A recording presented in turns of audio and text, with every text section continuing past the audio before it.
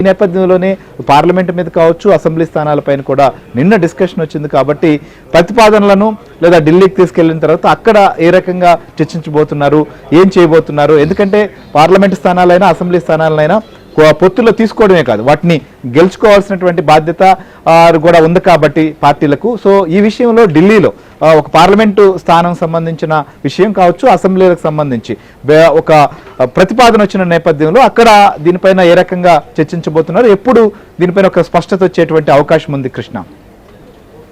శ్రీహరి, మార్పులు జరిగేందుకైతే అవకాశాలు ఉన్నాయి, మార్పులు జరిగినటువంటి సందర్భాలు కూడా ఉన్నాయి. పార్టీ హైకమాండ్ పైన అందరి దృష్టి ఇప్పుడు ఉందని చెప్పొచ్చు. ఇప్పుడు పార్టీ హైకమాండ్, బీజేపీ హైకమాండ్ ఏం చేస్తుంది, ఇప్పుడు ఆంధ్రప్రదేశ్ లో ఈ మార్పులకు సంబంధించి హైకమాండ్ గ్రీన్ సిగ్నల్ ఇస్తుందా లేదా అనేది అందరూ కూడా సర్వత్రా ఉత్కంఠగా ఎదురు చూస్తున్నారు.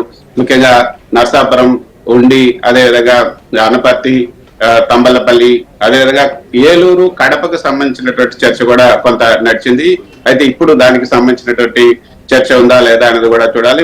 నిన్న జరిగినటువంటి సమావేశంలో అయితే ఈ యొక్క మార్పులు చేర్పులకు సంబంధించి హైకమాండ్ దగ్గర అనుమతి తీసుకొని మళ్ళీ మీ దగ్గరకు వస్తామంటూ సిద్ధార్థనాథ్ సింగ్ గాని లేకపోతే అరుణ్ సింగ్ గాని వీళ్ళంతా చెప్పారు. ఈ రోజు పార్టీ హైకమాండ్ కి సంబంధించిన నేతలతో వాళ్ళు మాట్లాడే అవకాశం ఉంది.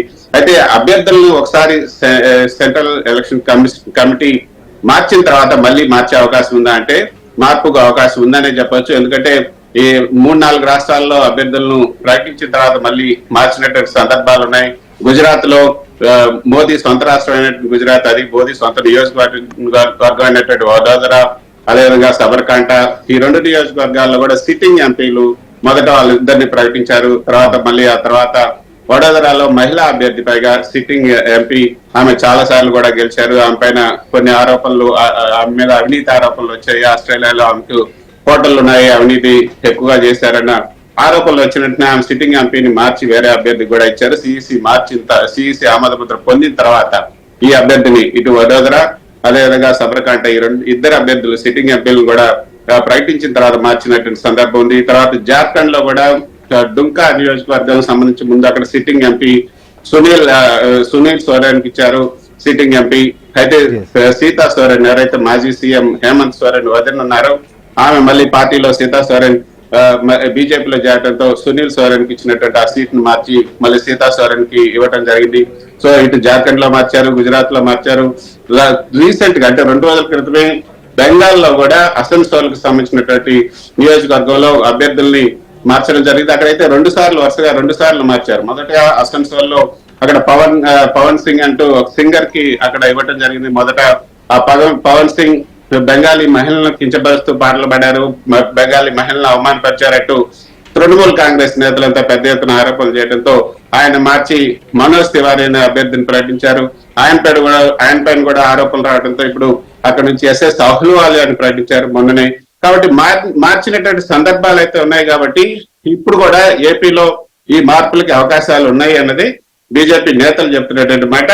మరి ఈ రోజు దీనికి సిఈసి సెంట్రల్ ఎలక్షన్ కమిటీ సమావేశం ఏర్పాటు చేయాలా అంటే అది అవసరం లేదని కూడా బీజేపీ నేతలు చెప్తున్నారు. ఎందుకంటే మొత్తం 430 స్థానాలకు పైగా బీజేపీ పోటీ చేస్తుంది. వీటన్నిటికి సంబంధించి సిఈసి అన్ని ఇప్పటికే ఖరారు చేసేసింది. ఇక 5-6 స్థానాలు మాత్రమే ఖరారు చేయాల్సింది, అవి కూడా యూపీకి సంబంధించినటువంటి స్థానాలు మాత్రమే.